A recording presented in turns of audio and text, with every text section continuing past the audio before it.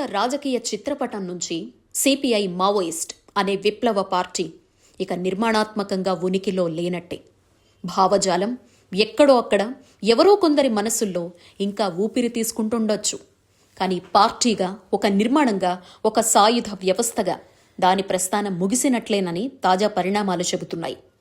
తెలంగాణ సాయుధ పోరాట వారసత్వం నుంచి నక్సల్బరీ, శ్రీకాకుళం ఉద్యమాల ప్రభావంతో 1960 దశకంలో పుట్టిన ఈ ఉద్యమం దశాబ్దాల పాటు దేశాన్ని కుదిపింది.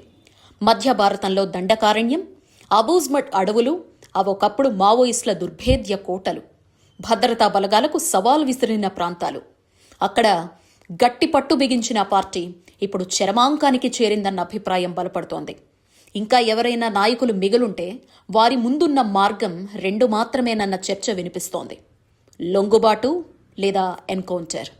కేంద్రంలో బీజేపీ ప్రభుత్వం, ప్రధాని నరేంద్ర మోదీ, హోంమంత్రి అమిత్ షా మావోయిస్టుల నిర్మూలనే లక్ష్యంగా ప్రకటించారు.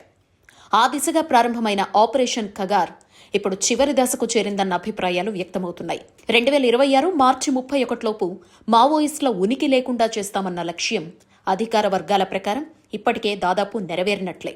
తాజాగా పార్టీ ప్రధాన కార్యదర్శి తిప్పిరి తిరుపతి అలియాస్ దేవ్జీ, సంగ్రామ్ అలియాస్ మల్లా రాజురెడ్డి, నరసింహారెడ్డి అలియాస్ గంగన్న ఇలా 16 మంది కీలక నాయకులు తెలంగాణ స్పెషల్ ఇంటెలిజెన్స్ పోలీసుల ముందు లొంగిపోయారన్న సమాచారం వెలుగులోకొచ్చింది.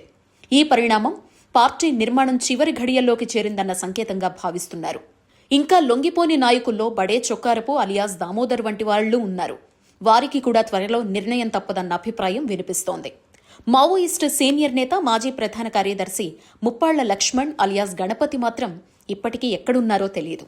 మొత్తంగా ఆపరేషన్ ఖగార్లో భద్రతా బలగాల వ్యూహం స్పష్టంగా కనిపించింది. కేవలం కేడర్పై కాదు, ప్రధాన నాయకత్వంపైనే దాడులు కేంద్రీకృతమయ్యాయి. గత ఏడాది నుంచి వేగం పెంచిన ఆపరేషన్ ఖగార్ మావోయిస్టు కీలక నాయకత్వాన్ని లక్ష్యంగా చేసుకుంది. మావోయిస్టులకు గట్టి పట్టున్న ప్రాంతాల్లోకి బలగాలు చొచ్చుకుపోయాయి. స్థావరాలు, షెల్టర్లు, డంపులు, వేలాది మంది భద్రతా సిబ్బందితో గంటల కొద్దీ జరిగిన కోంబింగ్ ఆపరేషన్లు, వీటన్నింటి ముందు గెరిల్లా తంత్రం క్రమంగా పనిచేయకుండా పోయిందన్న విశ్లేషణ వినిపిస్తోంది. అత్యంత సంచలన ఘట్టం పార్టీ ప్రధాన కార్యదర్శి నంబాల కేశవరావు అలియాస్ బసవరాజ్ ఎన్కౌంటర్.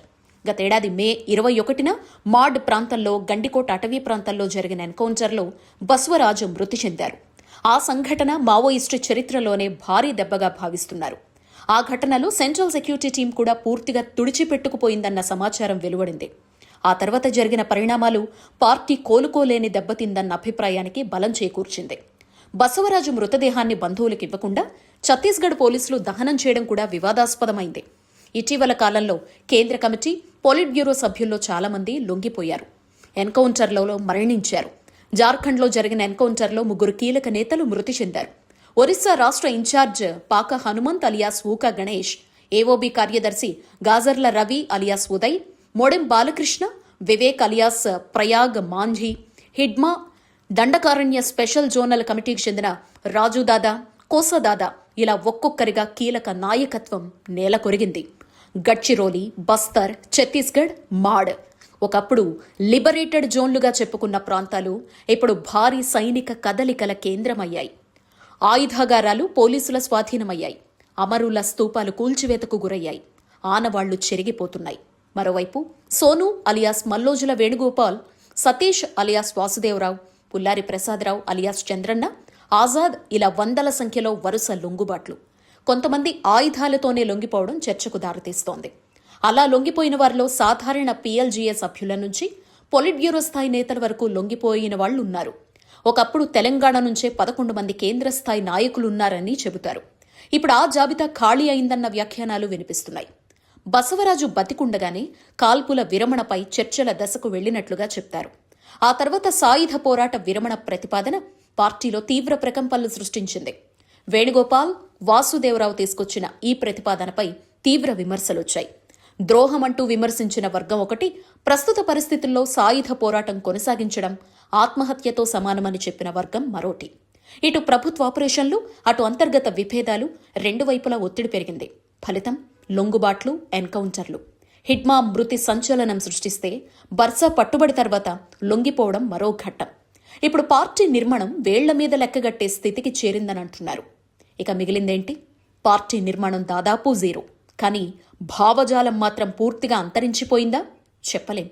లొంగిపోయిన కొందరు నాయకులు దేశ పరిస్థితులకు అనుగుణంగా కొత్త రాజకీయ నిర్మాణం చేస్తామని చెబుతున్నారు.